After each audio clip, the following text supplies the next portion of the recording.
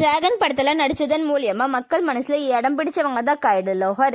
September 27 கரூர்ல நடந்த TVK மாநாட்டுல 41 பேர் பலியான விஷயம் பலருக்கும் தெரிஞ்சிருக்க வாய்ப்பு இருக்கு. அந்த டைம் கைடு அவங்க சோசியல் மீடியா அக்கௌண்ட்ல உயிரிழந்தவர்களின் குடும்பங்களுக்கு எனது ஆழ்ந்த இரங்கல்கள். கரூர் பேரணியில் எனது நெருங்கிய நண்பர்களில் ஒருவரை இழந்தேன். இது அனைத்தும் டிவிகேயின் சுயநல அரசியலுக்காக. விஜய், மக்கள் உங்கள் புகழுக்கான கருவிகள் அல்ல, உங்கள் பசிக்காக இன்னும் எத்தனை உயிர்கள் அப்படின்னு ஷேர் பண்ணியிருந்தாங்க. அண்ட் அது கையோட ஃபேக் ஐடி, கையோட அந்த மாதிரி எதுவுமே ஷேர் பண்ணல அப்படின்னு சொல்லி மறுபடியும் அவங்க சோசியல் மீடியா அக்கௌண்ட்ல ஒரு போஸ்டர் ஷேர் பண்ணியிருக்காங்க. அதுல என்ன சொல்லியிருக்காங்க அப்படின்னா, என் பெயரில் பதிவுகளை பரப்பும் ட்விட்டர் கணக்கு போலியானது.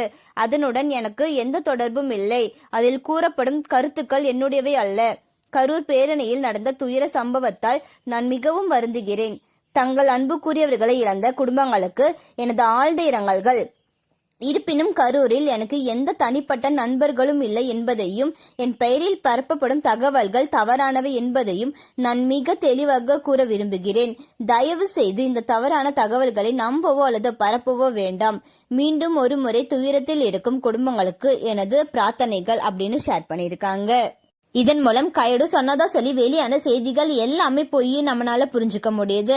ஃபேக்கான ஐடியை கிரியேட் பண்ணி தப்பான செய்திகளை பரப்ப வேண்டாம் அப்படின்னு சொல்லி கைடு ரொம்ப எமோஷனலா இப்ப இந்த போஸ்டர் ஷேர் பண்ணியிருக்காங்க. அண்ட் அது மட்டும் இல்லாம கரூர்ல நடந்த இந்த சம்பவம் மக்கள் எல்லாருக்கும் பேரதிர்ச்சி மற்றும் ரொம்பவே துயரத்தை கொடுத்திருக்கு அப்படின்னு தான் சொல்லணும். சீக்கிரமா இதுல இருந்து மக்கள் எல்லாரும் மீண்டு வரணும் அப்படின்னு சொல்லி நம்மளோட சேனல் சார்பு பிரார்த்தனையை வச்சுக்கலாம். இதை பத்தி நீங்க என்ன நினைக்கிறீங்க அப்படின்னு சொல்லி கமெண்ட்ல சொல்லுங்க. அண்ட் இந்த மாதிரியான அப்டேட்ஸ்க்கு நம்மளோட சேனலை சப்ஸ்கிரைப் பண்ணிக்கோங்க.